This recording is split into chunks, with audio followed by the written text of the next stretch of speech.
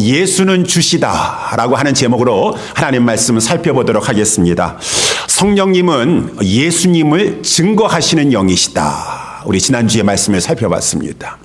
이렇게 성령님은 예수를 증거하게 하시는데 예수를 누구라 증거하게 하시나? 오늘 말씀의 제목처럼 예수님은 주십니다 라고 하면서 예수는 주시다라고 하는 것을 성령님은 증거케 하시는 영이시니 성령의 충만함을 받은 사람은 예수는 주시다라고 이렇게 선포하고 외치게 된다라고 하는 것이죠. 이제 오늘 본문이 그것을 말씀해 주고 있다라고 하는 것입니다. 지난주에 이어서 잠깐 말씀을 드리면 오순절 이 성령 강림 전날 오순절 성령 강림하신 날에 성령이 물 붓듯이 부어져서 그 마가의 다락방에 120여 명의 성도들이 모였었는데 거기에는 여자들도 있었고 이 남자들도 있었고 젊은이도 있었고 이 늙은이도 있었고 라고 하였는데 그 120여 명의 이 제자들이 성령 세례를 받고 나서 막 이 하나님의 큰 일을 증거하게 되었어요. 다양한 언어를 가지고 방언으로. 하나님의 큰 일이라는 것은 하나님이 하시는 큰 일은 영혼을 구원하시는 일이에요. 천지를 만드신 일도 이 천지를 운영하시는 일도 귀한 것이지만 그 영혼은 천하보다 귀한 영혼인데 그 천하보다 귀한 영혼들을 막 살리시는 영혼 구원하는 일이 하나님의 큰 일이시다라고 하는 것이. 이 하나님의 큰 일, 영혼을 구원하는 일에 있어서 이 주인공은 예수님이시라고 하는 것입니다. 예수님이 주이시다라고 하는 것을 선포하면서 영혼을 구원하는 거 아니겠습니까? 우리 사도행전 10장에 나와 있는 것처럼 주 예수를 믿으라, 예수를 주로 믿으라, 그리하면 너와 네 집이 구원을 얻으리라 라고 막 복음을 선포하게 하시면서 성령님이 그 복음을 통해서 역사해 주시니 영혼이 구원되게 된다, 그 말인 것입니다. 이 120여 명의 제자들이 막 성령의 세례를 받고 나가지고 여러 가지 방언으로 천하 각국에 모여있는 유대인들을 향하여서 막 이 하나님의 큰 일, 예수는 주시다, 예수를 주로 믿어라, 그래서 구원을 받아라 라고 하는 막 이 말씀을 증거하게 되었어요. 그래가지고 막 이 오순절 날을 맞이해서 천하 각국에서 모여든 경건한 다 유대인들이요, 또 이 이방인 가운데서도 유대교로 개종한 사람들이라든가 관심 있는 사람들이 다 예루살렘에 모여 있다가 막 그것을 보고 나서 크게 놀라게 되었다. 그래서 이 성경에 보니까 기여겼다. 어떤 사람은 막 당황했다. 이것이 도대체 무슨 일이냐? 저 사람들이 어떻게 우리나라 말을 하느냐? 방언을 말하고. 이 사람들은 유대인이기 때문에 유대 말도 할 줄 알았겠지만 각국에서 왔기 때문에 그 나라 말도 할 줄 알았을 것이에요. 그러니까 막 이 어찌된 일이냐? 어떤 사람들은 이것이 도대체 무슨 일이냐? 의혹하는 사람들도 있고, 어떠한 사람들은 저들이 술이 취해가지고 저렇게 하는구나 라고 조롱하는 사람도 있었다라고 이렇게 말씀해 주고 있어요. 그때 이제 이 베드로가 11 사도와 같이 담대하게 일어서 가지고 성령으로 말미암아 깨달은 하나님의 말씀을 증거하게 되었으니, 여러분, 이것이 어떻게 술 취한 사람들이 지금 하는 일이겠습니까? 지금 시간이 몇 시입니까? 지금 오전 9시입니다. 여기 3시라고 되어 있어요. 3시는 오전 9시예요. 우리 모든 유대인들은 하루에 3번씩 기도하는데 3시, 6시, 9시, 아침 9시와 낮 12시와 오후 3시에 기도하는데 누가 하나님의 백성인 사람들이 이 하나님 앞에 기도하는 시간이요, 아침부터 술 마셔가지고 이렇게 술주정하는 사람들이 있겠습니까? 이것은 술주정이 아닌 것입니다. 이것은 하나님이 구약에 요엘 선지자를 통하여서 요엘서 2장 28절에 말씀하신 대로 여호와 하나님께서 말씀하셨습니다. 내가 마지막 날에 말세에 모든 육체에게 만민에게 나의 신을 성령을 부어줄 것이니라 라고 하신 그 예언의 말씀이 성취된 것입니다 라고 하면서 베드로가 11 사도들과 함께 막 담대하게 얘기했어요. 하나님이 요엘서에 보게 되면은 이 마지막 때 말세에 내가 모든 육체에게 만민에게 나의 신, 하나님의 영, 성령을 부어주실 것이다 라고 했어요. 부어주신다라는 것은 마치 물을 하나를 확 부어주시는 것처럼 구약시대에는 성령을 주시긴 하셨지만 왕이나 선지자나 제사장들 일부 사람들에게만 하나님께서 한정적으로 주셨어요. 그렇지만 이제는 마지막 때 하나님께서 성령을 주실 때에는 완전히 확 부어주시는 것처럼 모든 육체에게 만민에게 예수를 주라 하는 그러한 자들에게 그들이 젊은이들인지 아이들이든지 늙은이들이든지 모든 자들에게 그들의 신분에 상관없이 남녀노소에 상관없이 그들이 이 여종이든지 남종이든지 모든 육체에게 부어줄 것이니라 라고 하였는데 하나님께서 마침내 그 약속을 이루어 주셔서 아주 여기 120여 명의 문도들에게 다 부어주신 것입니다. 그들이 여자든지 남자든지 그들이 어떠한 이 나이가 젊든지 나이가 많든지 그것을 이제 말하게 된 것이에요. 그래서 사도 베드로가 쭉 2장 14절서부터 그 말을 한 다음에 21절까지 요엘서를 인용했어요. 21절 말씀 우리 잠깐 보도록 하면은 누구든지 주의 이름을 부르는 자는 구원을 얻으리라 하였느니라 요엘서에 그렇게 기록되어 있습니다. 요엘서 2장 32절에 기록되어 있습니다. 누구든지 주의 이름을 부르는 자는 구원을 얻으리라. 요엘서 2장 32절 말씀을 찾아보니까 거기에 있어서는 누구든지 여호와의 이름을 부르는 자는 구원을 얻을 것이니라 라고 했는데 이 베드로 사도는 주의 이름을 부르는 자는 구원을 얻을 것이니라 라고 했어요. 똑같은 말이죠. 여호와 우리 하나님이 주라 그러시는 것입니다. 유대인들은 이 주라고 하는 단어를 여호와 하나님에게만 붙이는 것이에요. 그러니까 여호와 하나님을 부르는 자는 라고 하는 말과 주의 이름을 부르는 자는 똑같은 말이에요. 똑같은 말인데 오늘 이 베드로와 11 사도들은 여기서의 주를 여호와 하나님만 말하는 것이 아니라 예수가 주시다라고 하는 그 의미로 누구든지 주의 이름을 부르는 자는 구원을 얻으리라고 하였는데 이 주는 바로 예수시니라 나사렛 예수시니라 라고 하는 것을 오늘 본문에서 말씀해 주고 있다라고 하는 것이죠.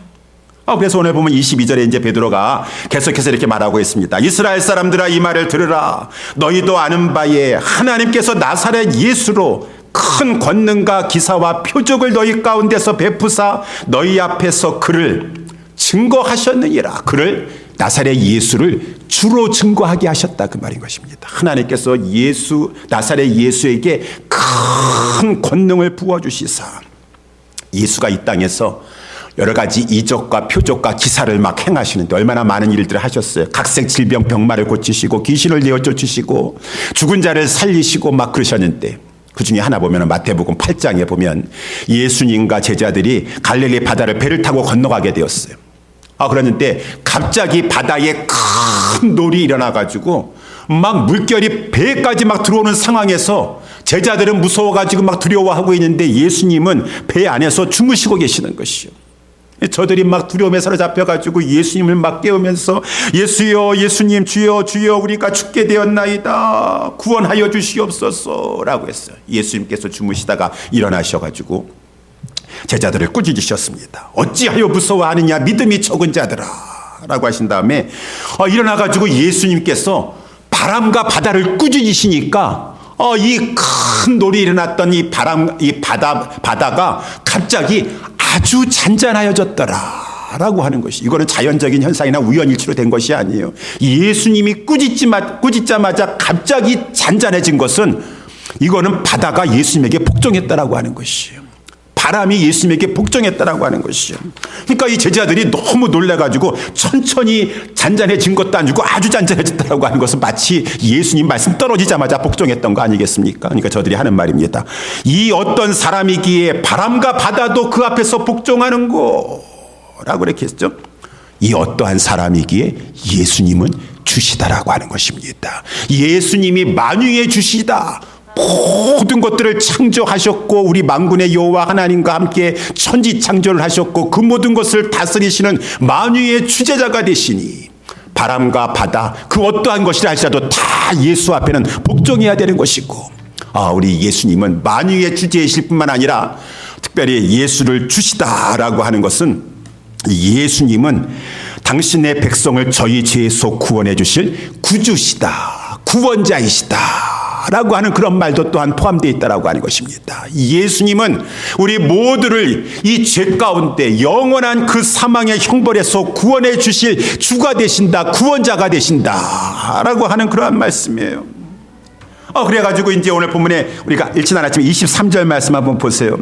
이렇게 이 나사렛 예수는 이 땅에 살아계셨을 때 큰 권능과 기사와 표적을 막 그 사람들 가운데 행하면서 그 앞에서 그 예수가 주이신 것을 하나님이 증거하셨는데 23절에 그런데 그 예수 그리스도께서 어떻게 23절에 그가 하나님의 정하신 뜻과 미리 하신 대로 내어준 바 되었거늘 너희가 법 없는 자들의 손을 빌어 못 박아 죽였으나 라고 이렇게 말씀하고 있다는 거. 이것은 무슨 말씀입니까?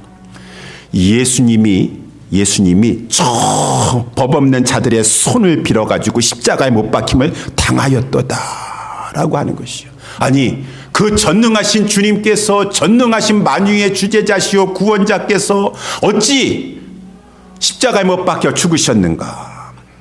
근데 우리 주님이 십자가에 못 박힘을 당한 것이 아니라 오늘 본문에 23절에 보니까 그가 내어준 바 되었거늘 라고 해서 내어준 바 되었거늘 주님이 스스로 자기 자신을 내어주셨다라고 하는 것을 여러분들이 꼭 잊지 마시기 바라겠습니다. 그래서 우리 마태복음에 보게 되면은 이 장면은 잊을 수가 없어요.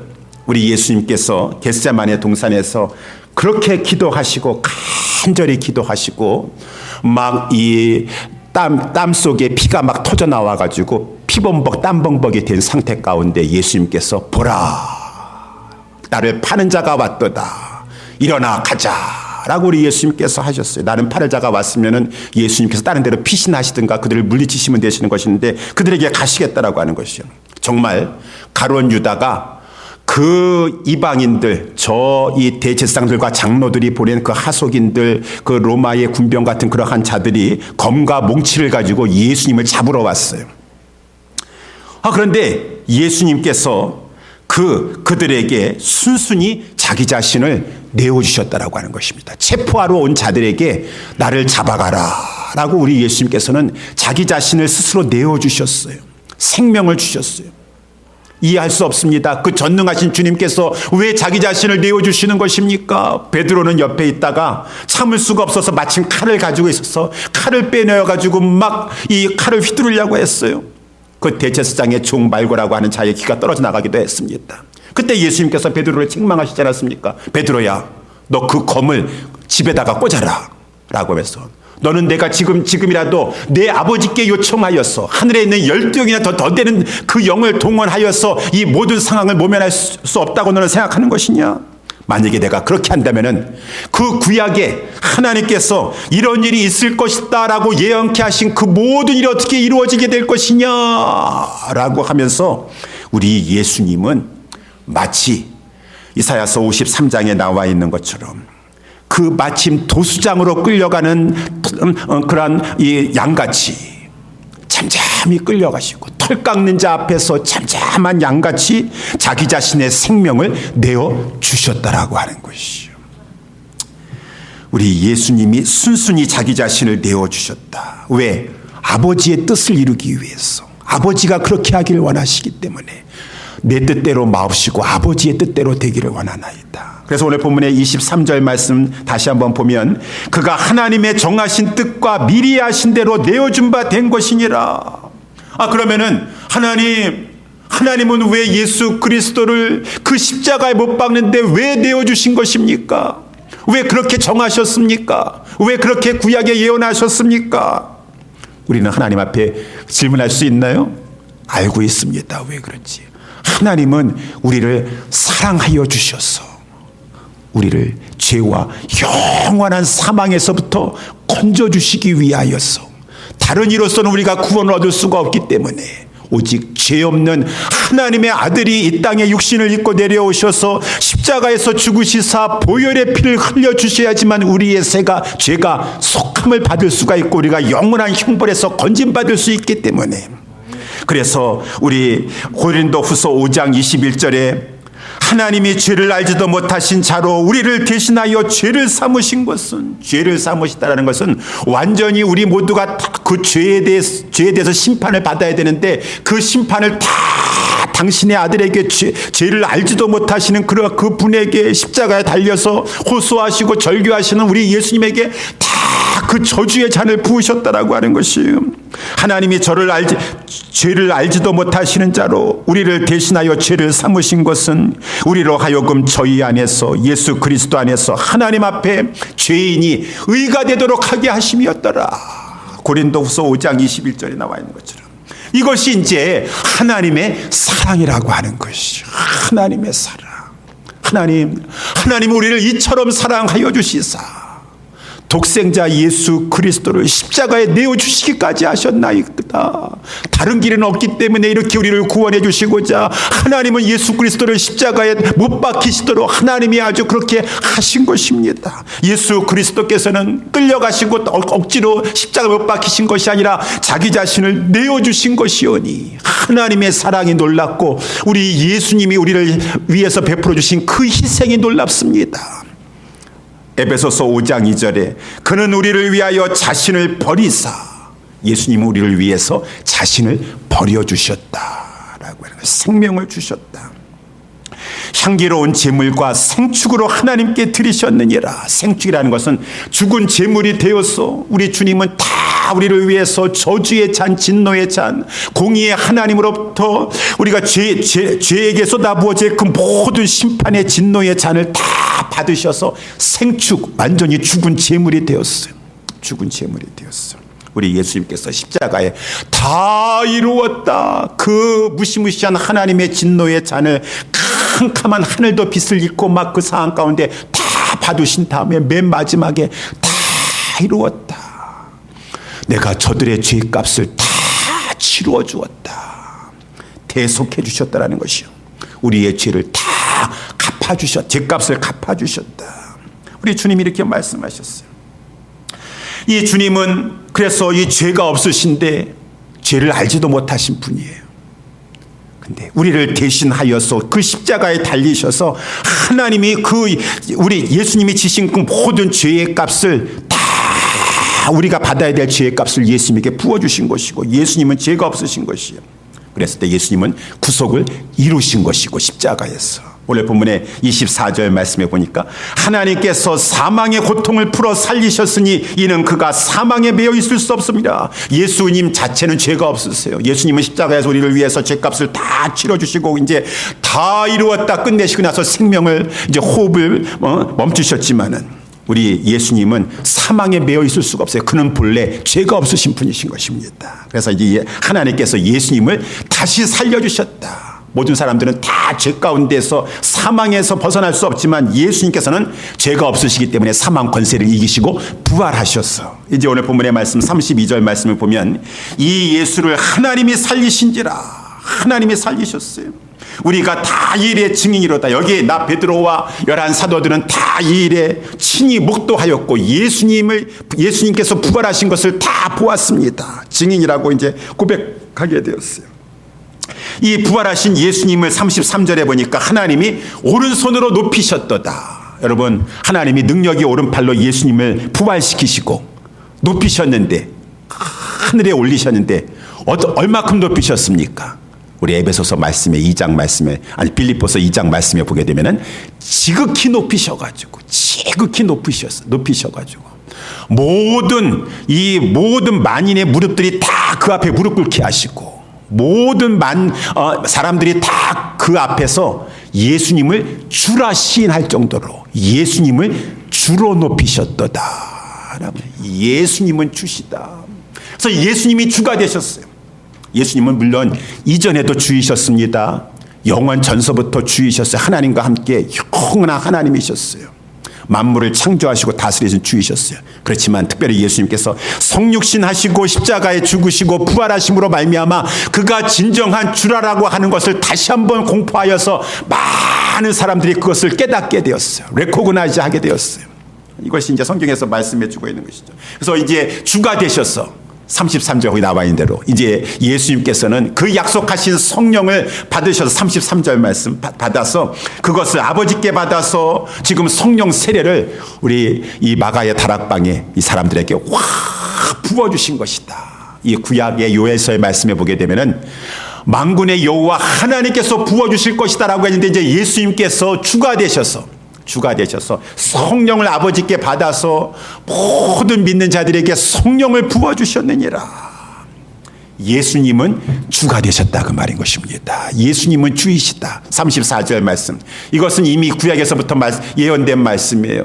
다윗은 하늘에 올라가지 못하였으나 다윗이 이미 옛날에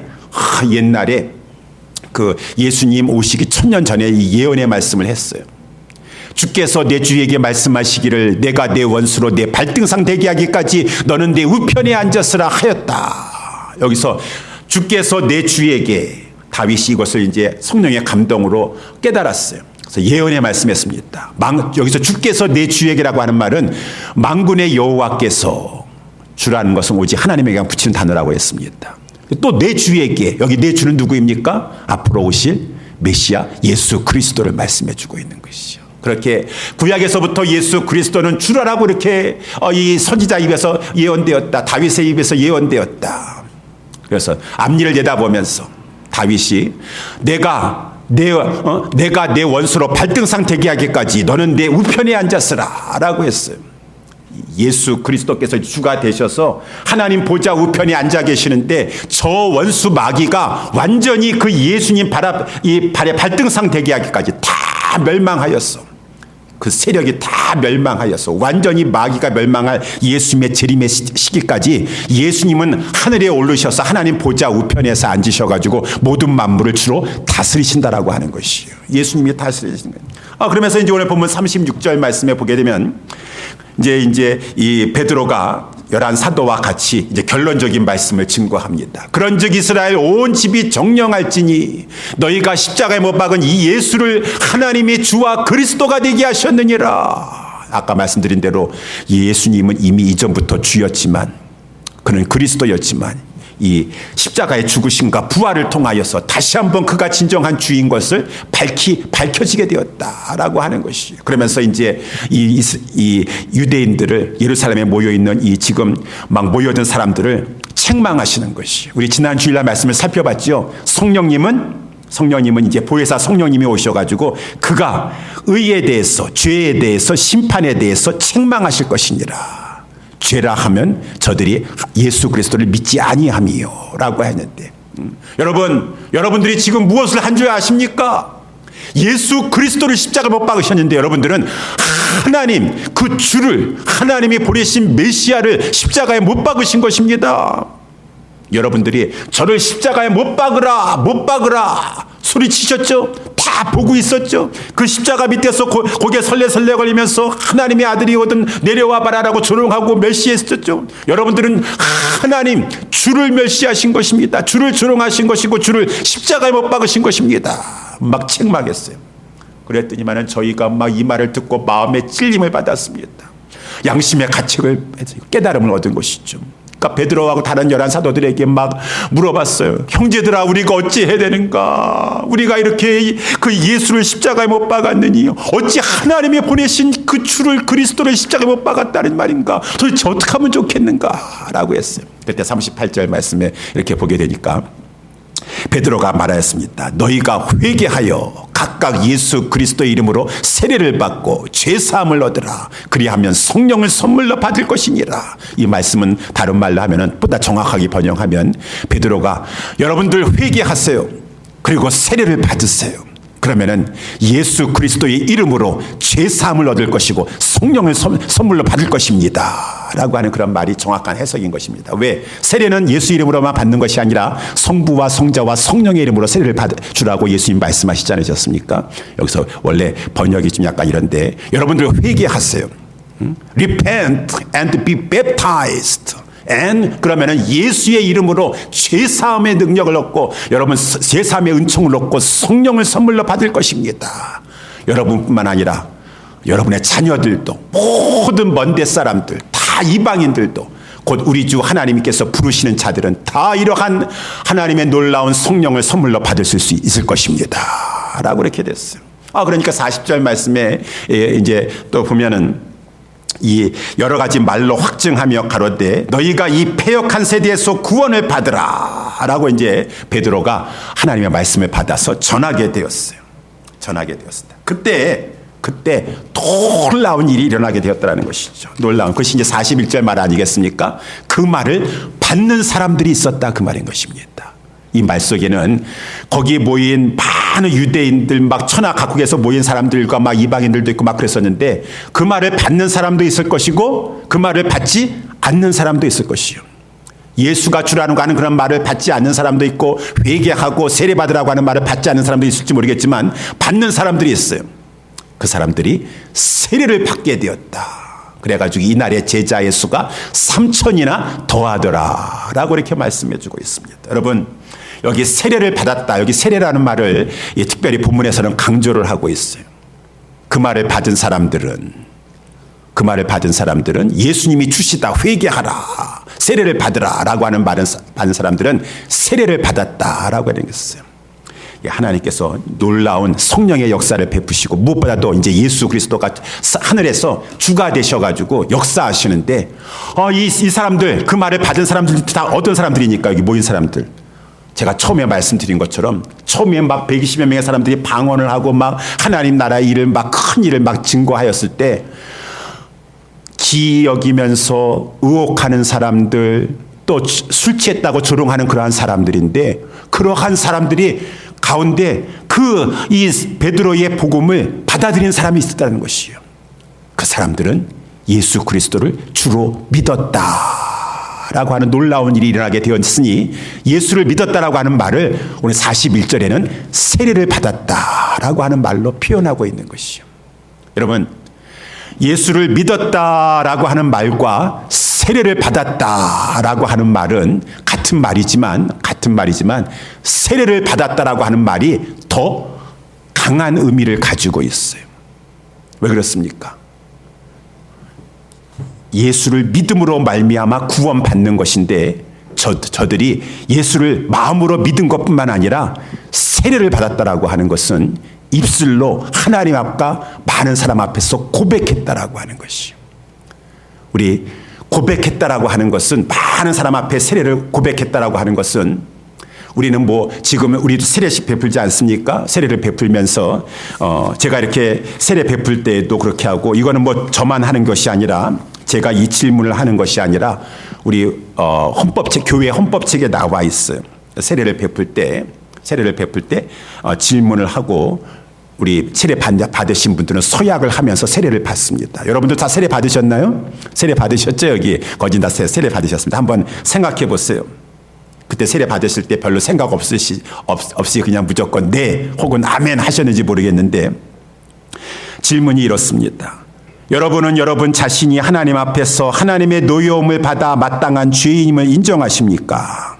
예, 아멘. 두 번째, 여러분은 주 예수 그리스도를 하나님의 아들이요 죄인들의 구주라고 믿으며 여러분의 구원을 위해 그분만을 영접하시겠습니까? 예, 아멘. 그렇게 하셨죠? 여러분은 이제 겸손히 성령의 은혜를 의지하여 예수 그리스도를 따르는 자들로 살아갈 것을 결심하고 약속하시겠습니까? 예, 아멘. 여러분은 교회 예배 생활에 헌신하시고 힘껏 교회 사역에 참여할 것을 약속하시겠습니까? 예, 아멘. 마지막으로 여러분은 교회의 치리와 건징에 복종하며 교회의 순결과 평화를 도모하기로 약속하시겠습니까? 예, 아멘. 교회 헌법에 나와 있는 것 제가 또 예배 우리 문답할 때 이렇게 물어봅니다. 여러분 여기 계신 분들 다 여기 이 5가지 질문 다 하시면서 예, 아멘 하면서 세례 받으셨을 것이야. 하나님 앞에서 많은 증인들 앞에서 우리는 이렇게 세례를 행하는데 그 당시에도 이제 이러한 전통에 의하여서 이제 내려왔을 거 아니겠습니까? 여러분 1세기 때 이 팔레스타인 땅에서 지금 예수 믿는 자들이 막 지금 생겨나서 초대 예루살렘 교회가 막 탄생할 이 시점에 있어서는 기독교가 큰 핍박을 받았어요. 유대인에게 핍박을 받고 로마 식민지에서 로마인으로서 황제 숭배하지 않는다고 핍박을 받고 그래서 저들이 예수님을 주로 믿고 예수님을 주로 따르겠다라고 한다는 것은 순교를 각오하고 고백하며 신앙 고백하며 세례 받는 것이에요. 여러분이 이제 예수 그리스도를 주로 믿으시고 그분만을 의지하여 그를 따르기로 살아갈 것을 결심하고 약속하시겠습니까? 예.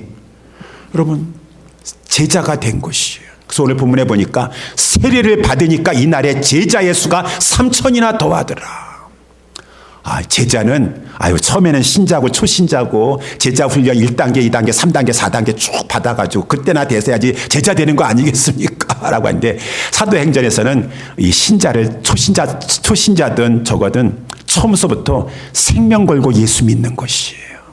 생명 걸고 세례 받는 그 당시에 지금도 뭐 우리 중동이라든가 뭐 인도네시아라든가 그런 데 가면은 내가 예수 믿겠다고 하면서 공고백한다 그러면 공적으로 고백한다면은 가족이 막 죽이려고 하고 염산을 막 얼굴에다 뿌리질 않나, 막 죽이질 않나. 그거 각오하고 나 예수 믿습니다. 마음으로만 믿는 것이 아니라 입으로 고백하는 것이. 로마서 10장 10절에 마음으로 믿어 의에 이르고 세례를 받으면서까지 내가 세례 받겠습니다. 내가 예수님을 따르겠습니다. 이제 교회 생활에 충실하게 하겠습니다라고 하는 것은 완전히 자기 집안에서 족보에서 그 이름이 이제 도려냄을 당하고 집에서 쫓겨남을 당하고 유대 공동체에서 이 불이익을 당하고 그것을 하면서 그때도 박해와 오해와 미움과 그 핍박을 받으면서도 나는 세례 받겠습니다라고 하는 거예요. 그래서 그 신앙은 그 마음속에 믿지 아니하고서는 저렇게 입으로 고백하면서 주님을 따를 수가 없으니 그 사람들은 세례 받는 그 순간서부터 제자라고 하는 것이에요. 야, 어떻게 이런 일이 있을 수가 있는가? 그 일은 성령님이 하신 일이라고 하는 것입니다. 그러한 살벌한 상황 가운데서도 나는 제자로서의 삶을 살겠습니다라고 하는 것은 성령의 역사인 것이고 예수님이 하신 것이다. 예수님은 부활 승천하셔서 하나님 보좌 우편에 계시지만 예수님께서 성령을 통하여서 사람들의 영을 살리시고 성령을 물붓듯이 부어주심으로 말미암아 성령으로 하지 아니하고서는 그렇게 될 수가 없어요. 죽기를 각오하고 예수 믿겠다, 예수 따르겠다라고 하니 그래서 우리 고린도 전서 12장 3절에도 말씀해주고 있지 않습니까? 성령으로 아니하고는 누구든지 예수를 주시라 할 수 없느니라. 회개하고 세례를 받겠다고 하면서 그래서 이 고백을 신앙 고백을 하면서 예수를 믿는다고 하는 이것이 지금은 뭐 그냥 예수 믿으라고 하니까 알겠습니다. 목사님 물어보면은 그냥 이 5가지 문답하면은 예 하고 크게 대답하기만 하면 되는 것이죠. 그게 그 정도가 아니에요. 우리도 그렇게 하면 안 돼. 우리는 예수님이 싫어하시는 것이 외식하는 것이고 위선하는 거 아니겠습니까? 형식하는 거 아니겠습니까? 거칠애로 하는 거 아니겠습니까? 그 당시에 성도들은 생명 걸고 예수 믿었다라고 하는 것입니다. 예수 믿었다는 거예요. 성령의 역사예요. 성령으로 말미암지 않고서는 함부로 예수를 주라 할 수가 없는 것이에요. 저들은 제자가 되어서 예수님이 나의 주가 되시니 주님을 따르겠습니다 라고 했으니 저와 우리 옛사랑교회 모든 성도님들 여러분 그때를 생각해서 보세요. 그 당시에 그때의 성도들은 생명 걸고 예수님 믿었어요. 그러한 위협적인 상황에서도 세례받았어요. 고백하고 세례받았어요. 우리는 상황이 어떠하든지 형편이 어떠하든지 간에 정말 성령 받은 자로서 예수님을 주로 고백하면서 주님을 믿는 제자가 될 수 있게 되기를 주님의 이름으로 축원합니다. 두 번째, 성령님께서 이렇게 역사하셔서 그 조롱하던 자들 금방 놀래가지고 이것이 도대체 어쩐 일이냐라고 이렇게 이해하지 못했던 자들이 예수를 주라 고백하면서 세례를 받고 막 그러니까 예수님께서 성령의 역사를 베풀어 주셨어. 저기 38절 한번 다시 한번 더 뒤돌아가 보세요. 38절에 보니까 베드로가 가로되 너희가 회개하여 각각 예수 그리스도의 이름으로 세례를 받고 아까 제가 말씀드렸죠. 세례는 성부 성자 성령의 이름으로 세례를 받는 것이고 영어 성경이 더 정확하게 잘 돼 있어요. Repent and be baptized. and 그러면은 예수 그리스도의 이름으로 예수 그리스도 이름이라는 것은 예수 그리스도께서 죄사함의 은총을 베풀어 주시는 것이고 회개하고 이 예수 그리스도를 믿는 세례를 받는 그러한 자들에게 죄사함의 은총을 베풀어 주시고 죄사함의 은총이 얼마나 큰 것입니까? 여러분 죄 때문에 망하는 것이에요. 죄사함의 은총을 베풀어 주시고 우리 주님께서 주님의 이름이라고 하는 것은 주님이 저 하늘에 계신 주님이 주님의 능력으로 주님의 능력. 사도행전에서 예수 그리스도의 이름이라고 하는 것은 주님의 능력이에요. 사도행전 3장에도 보니까 예수님이 역사하시는 것이요. 베드로와 요한이 제9시 기도하는 시간에 성전에 올라가다가 나면서부터 안진뱅이 된 자가 막 이 뭐가 좀 얻을 것이 있을까라고 해가지고 이 베드로와 요한을 바라보니까 베드로와 요한이 뭐라고 했습니까? 은과 금은 내게 없거니와 내게 있는 것으로 내게 주노니 곧 나사렛 예수 그리스도의 이름으로 일어나 걸으라. 예수 그리스도의 이름이라고 하는 것은 예수님이 지금 능력을 행사하신다라고 하는 것이요. 예수님이 지금 능력을 행사하신다. 예수님의 이름으로 예수님의 능력으로 일어나 걸어라 라고 했을 때 그 나면서 한 번도 걷지 못한 자가 일어나 걷게 되었고 뛰면서 예수님을 찬미하게 되었었는데 이 사도행전을 그래서 우리가 성령 행전이라고도 하지만 보다 더 정확한 이름은 예수 행전인 것이요. 예수 행전. 예수님이 지금 하늘 보좌 우편에서 앉으셔가지고 온 만물의 주가 되시는 것 가운데 구원의 주가 되어가지고 구원을 일으키시는 것 가운데 성령을 통하여서 예수님께서 지금도 능력으로 일하신다라고 하는 것입니다. 그러니까 사도행전에 보니까 여러분 막 이 예수님께서 다 모든 걸 일하시더라고요. 고린도 교회에 갔어요. 고린도 교회 가서 막 회당에서 복음을 전하니까 믿는 자도 생길 뿐만 아니라 막 핍박과 박해가 오잖아요. 그러니까 사도 베드로도 두려워 떨 수밖에 없어요. 그때 밤에 환상 중에 우리 예수 그리스도께서 이 사도 바울에게 나타나셨어. 주께서 환상 가운데 바울에게 말씀하시되 두려워하지 말며 잠잠하지 말고 말하라. 내가 너와 함께 있음에 아무 사람도 너를 대적하여 해롭게 할 자가 없을 것이니 이는 이 성중에 내 백성이 많음이니라. 내 백성이 주님이 하신다 그 말이에요. 주님이 바울아 두려워하지 말아라. 이 성중에 내 백성이 많다. 너를 해하려고 하는 자가 있다 할지라도 너 생명은 건드리지 못한다. 내가 하늘에서 주가 되어서 모든 것을 다스리고 있다. 너는 나를 바라보라. 만왕의 주가 되시는 내가 모든 걸 다스리고 있으니. 사도행전 23장에도 보니까 바울이 또 막 예루살렘에 들어갔다가 예루살렘 사람들이 바울을 막 죽이려고 하였습니다. 바울이 인간이기 때문에 또 막 자기를 죽이려고 하는 살기등등한 사람들에 의하여서 막 그날 밤에 막 좌절했을 것이에요. 그렇지만 그 밤에 또 주께서 나타나셨어요. 여기 주라는 것은 예수님이시죠. 예수님이 주시니까 바울 곁에 서서 이르되 담대하라. 내가 예루살렘에서 나의 일을 증거한 것 같이 로마에서도 증거하여 하리라 하시니라. 예수님이 말씀하셨어요.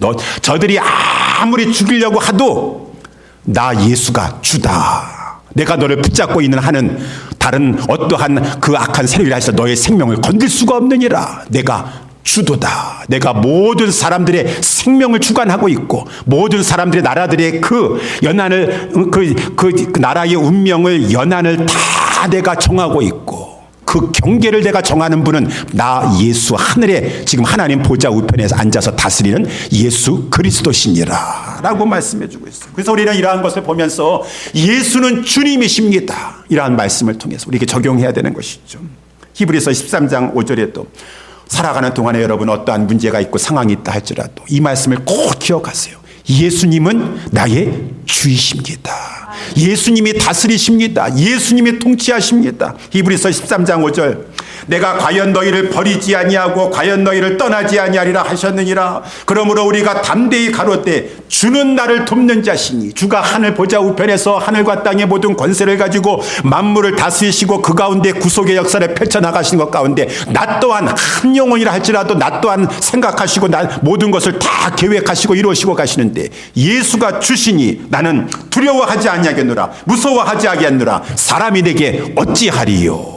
이러한 예수는 주시다라고 하는 신앙으로 충만해야 될 것이라고 하는 것입니다. 이것이 성령 충만한 자의 모습인 것이에요. 두 번째, 이렇게 성령 충만하니까 저들이 막 그냥 막 예수가 주이십니다라고 고백하면서 세례를 받고 막 그러한 일이 일어나게 되었고 마지막으로 저들이 어떻게 되었습니까? 이 제자들이 여러분 성령 받으면 예수님과 연합하게 되는데 예수님과 연합하는 것은 교회와 연합하게 되는 것이요. 교회 중심으로 살게 되는 것이요. 이것이 42절 말씀이에요. 42절 말씀 우리 같이 한번 마지막에 우리 한 목소리를 합독해 보도록 하겠습니다. 시작. 저희가 사도의 가르침을 받아 서로 교제하며 떡을 떼며 기도하기를 전혀 힘쓰니라. 이것이 하나님께서 사도행전을 통해서 옛날에 실제 있었던 역사를 말해주는 것이요. 저희가라고 하는 것은 이 3,000명 새로 지금 예수 믿는 사람들 성령 충만 받아서 세례로 하면서까지 자기 생명 내걸고 예수 믿는다고 고백하면서 세례 받았던 사람들을 말해주고 있는 것이요. 저들이 성령 받고 나서 세례 받고 나서 고백하고 나서 성령 제사함 받고 성령을 선물로 받고 나서 어떻게 했습니까? 교회 중심의 삶을 살았다는 거 42절 말씀 계속 띄워주세요. 교회 중심의 삶을 살아서 사도의 가르침을 받았다. 이 성령 받은 사람의 모습이라고 하는 것입니다. 이 사도의 가르침을 받아. 두 번째, 이 서로 교제하며 떡을 떼며. 그래서 우리 믿는 사람들은 세상에 나아가서 또 빛과 소금의 역할을 감당해야 되겠지만 이 서로 믿는 사람끼리 교제하고 친교하는 것을 좋아하고 또 그러는 것 가운데 저들의 신앙이 자라나가게 되는 것이요. 요즘 우리가 안타까운데 1년 넘게 우리 교회에 지금 이렇게 구역 예배라든가 지금 성도들끼리 교제가 없어요. 성도들끼리 교제 없으니까 좋네요. 구역 예배 하려면은 몇 달에 한 번씩 이렇게 집도 오픈해야 되고, 귀찮지 않아요? 여러분 그렇게 생각하시죠? 그러면 안 돼요. 진정한 성령 받은 성도들은 교제하면서 떡을 떼면서 그러할 때 그 신앙이 자라나가게 되는 것이요. 그걸 사모한단 말입니다. 좋아한단 말입니다. 그리고 진정으로 성령 받은 사람은 개인적으로도 기도하지만 지난번에 말씀드린 대로 전체가 합심하여서 간절하게 기도하기를 힘쓰는 일을 하는 것이 성령 받은 성도, 성령 받은 교회의 모습이다라고 사도행전에 말씀해 주고 있어요. 그래서 그렇게 말씀해 주고 있는데 특별히 제가 읽진 않았지만 43절에도 보니까 막 성령의 역사 일어나가지고 충만한 가운데 사람마다 두려워하는데 사도들로 인하여 기사와 표적이 많이 나타나고 이 성도들은 여기 믿는 사람들, 이 세례받고 예수 믿고 이렇게 성령 받은 사람들은 다 함께 있어 모든 물건을 서로 통용하고 또 재산과 소유를 팔아 각 사람의 필요를 따라 나눠주고 이것이 성령 받은 사람의 모습이에요. 우리가 성령 받았다라고 해서 이렇게 다른 것은 생각하지 않고 사랑이 부족한 것은 성령 충만한 것이 아니에요. 성령 충만하면 여기 42절, 44절, 45절 나와 있는 것처럼 남을 특별히 교회 안에 있는 가난한 자들, 예수님도 말씀하지 않으셨습니까? 항상 우리 모임 가운데 가난한 자들이 있을 것이에요. 가난한 자들은. 나는 하나님 앞에 감사합니다. 나는 이렇게 좋은 환경에서 좋은 집에서 막 이렇게 편안하게 살 수 있으니까 감사합니다라고 하면서 자기 주변에 지금 집도 없이 힘들게 살아가고 있는 사람인데 거기에 대해서는 딱 눈 감고 내 생각만 하고 있다. 그 사람은 성령 충만한 받은 사람이 아니에요. 성령 충만한 사람은 항상 나에게 이렇게 베풀어 주신 은혜도 감사하지만 우리 가운데 있는 가난한 자들을 불쌍히 여기고 도와주려고 하는 것이 성령 받은 사람의 그 표지요, 열매라고 하는 것이에요. 그래서 이것이 이제 유무상통이다. 서로 믿는 사람들이 다 함께 모든 물건을 서로 통용하고 재산과 소유를 팔아 각 사람의 필요를 따라 나눠준다. 이것이 억지로 이 사도를 중심으로 해가 여러분들 우리는 다 이제 공산주의처럼 사유재산 인정하지 않고 우리는 다 같이 재산 팔아가지고 다 같이 이제 써야 돼. 그렇게 이 세상에서 공산주의가 이것을 모방하려다가 실패했지만 이렇게 정치적으로 아니면 무력으로 폭력으로 하는 것이 아니에요. 이것은 자본주의자들을 다 막 재산을 빼앗고 해가지고 그렇게 해가지고 이러한 공동체가 이루어지는 것이 아닙니다. 이거는 성령의 역사인 것이에요. 성령으로 말미암아 자기만 배부르고 자기만 등 따스게 한다는 것이 아니에요. 그 하나님의 교회라는 것은 성도들을 말하고 있는 것은 성도들이 지금 힘들고 어렵게 살아가고 있는 성도들이 있는데 생각하니까 마음이 불편하니까 자기에 있는 것을 가지고 유무상통한다라고 하지 않습니까? 유무라는 것은 있는 사람이 있어요. 없는 사람이 있어요. 서로 통용한다라는 것은 서로 마음을 같이 하여서 나눠주려고 하고 베풀어 주려고 하고 도와주려고 하고 이것이 성령 받은 교회의 모습이요 성도들의 모습이라고 하는 것입니다. 우리가 이러한 교회와 성도가 될 수 있게 되기를 주님의 이름으로 축원합니다. 그거는 무슨 캠페인으로 억지로 되는 것이 아니라요. 성령이 그 사람 마음에 있으면은 사랑을 베풀고 싶어하는 것이요. 사랑의 열매 첫째가 성령 아니겠습니까? 그래서 이 유무상통하게 되고 46절의 말씀에 보게 되면은 날마다 마음을 같이 하여 성전에 모이기를 힘쓰고 그래서 제가 이 말씀도 여러분 꼭 이것은 하나님의 말씀입니다. 요즘 이렇게 뭐 코로나로 인하여서 우리가 이제 이러한 자꾸 지금 상황에 따라서 밀려가고는 있지만은 여러분 주일만 예배 드린다고 절대로 생각하지 마세요. 당연히 주일만 예배 드리는 거 아닌가요? 라고 생각하지 마세요. 왜 그렇게 생각하세요? 정말 성령 받은 교회와 성도들은 날마다 성전에 모이기를 했어요. 우리 자유주의자들, 리버럴한 세력 사람들은 성경을 믿지 않습니다. 그대로 믿질 않아요. 이거는 옛날엔 그랬었는데요. 지금은 시대가 바뀌었습니다. 상황은 이렇게 됐기 때문에 옛날에는 이 말이 통할지 모르겠는데 지금은 아닙니다. 그것은 리버럴들이 하는 얘기예요. 항상. 그렇기 때문에 하나님의 말씀은 영원토록 불변한 그런 말씀이라고 생각하지 않고 지금은 그런 시대가 아니에요. 그때는 할 일이 없으니까 맨날 교회에 모였죠. 지금은 누가 살기 힘든데 교회에 모입니까? 이렇게 생각하는 것은 이거는 자유주의 신앙이에요. 자유주의 신앙. 우리는 진리 따라간다라고 하는 것입니다. 그러면 여러분들 주일날 한번 예배에 나와주는 것만 해도 나는 잘하고 있다고 생각하시면 안 돼요. 정말 성령 충만 받은 제대로 된 우리 제자라고 한다면 46절에 날마다 마음을 같이하여 성전에 모이기를 힘썼더라는 것입니다. 날마다. 여기 성전이라는 것은 그 당시에 뭐 성전에 예루살렘 성전에는 제사장들만 들어가서 제사 지내는 것이지 일반 백성들이 들어갈 수 없잖아요. 아마 이 성전 바깥에 쭉 행각들이 있어요.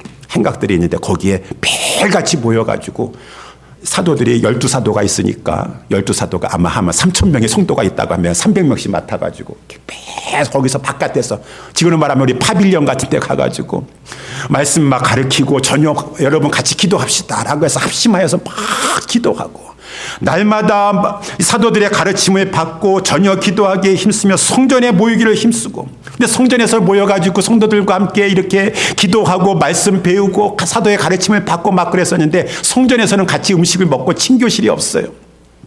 그러니까 저들이 이제 자기 집에서 다 나눠져가지고 마치 이렇게 구역별로 나눠져가지고 집집 돌아다니면서 이렇게 하는 것처럼 집에서 떡을 떼며 기쁨과 순전한 마음으로 음식을 먹고 떡을 떼매라는 것은 아마 뗐다라고 하는 것은 저들끼리 모여가지고 경건한 마음으로 예수님의 성찬을 기념하면서 떡을 떼며 그러면서 교제를 한다 할지라도 예수 안에서 기쁨과 순전한 마음으로 음식을 먹으면서 서로 교제하며 그러한 교제는 결국은 찬미로 돌아가게 돼 있어요. 그러니까 47절에 보니까 하나님을 찬미하며 우리도 구역 예배가 그저 모여가지고 세상적인 얘기만 하는 것이 아니라 하나님 앞에 예배 잘 드리고 성도 간에 경건한 예배를 드리면은 막 찬양이 울려 퍼진다라는 것이 하나님을 찬미하며 그러다 보니까 온 백성들이 지금 예수 믿는 사람들을 주목하는 것이요. 이야, 저 사람들은 보통 사람들이 아니구나. 어떻게 저렇게 자기 물건에 대한 애착도 없는가? 귀한 것들을 서로 나눠주고 막 자기 소유를 팔아가지고 가난한 자들을 해주고 서로 사랑하면서 저렇게까지 한 형제가 되어서 한 가족처럼 지내네라고 하는 것 가운데 저들이 이렇게 도전을 받게 되었어요. 그러면서 온 백성에게 칭송을 받으니 그래서 우리 그때 성경 이외에 문헌이 있는데 이 초대교회 시대 때 총독 플리니우스라고 하는 자가 트리안 황제에게 보낸 편지가 있는데 서신이 있는데 거기에 이렇게 썼다고 합니다. 제가 그 예수 믿는 사람들이 도대체 어떻게 공동체 생활을 하는지 비밀리에 조사를 해봤었는데 저들은 한마디로 말해서 법 이상의 삶을 살고 있습니다. 세상에 법 없이 산다 그러잖아요. 저들은 정말 법적으로도 윤리적으로 깨끗한 사람들이고 영적으로 충만하여서 법 이상의 사는 삶을 살고 있습니다. 라고 이렇게 서신을 보냈다고 그래요. 그러니까 믿지 않는 자들도 예수 믿는 사람들이 그렇게 한 가족이 되어서 한 형제처럼 지내는구나.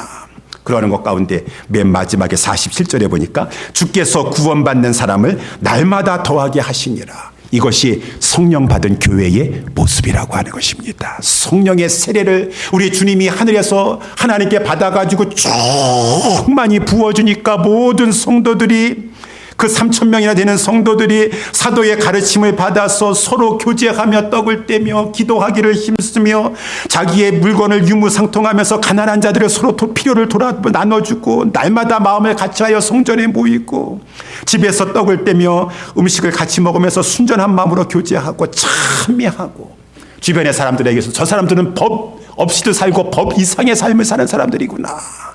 그런 감동을 주고 많은 믿지 않은 자들이 그 모임 가운데 들어왔어. 날마다 구원받는 사람들이 도와여지는 역사는 성령으로 말미암았다. 예수님의 하늘에서 성령을 부어주심으로 이루어진 역사였었다. 그 일은 지금도 계속되고 있다라고 하는 것입니다. 사랑하는 우리 예수사랑교회 성도 여러분들이요, 저와 여러분들이 그러한 우리 교회와 그러한 성도가 되도록 사모해야 되지 않겠습니까? 이거는 사람의 힘으로 할 수 없어요. 성령님께서 성령을 부어주시, 우리 예수 그리스도께서 성령을 부어주셨어.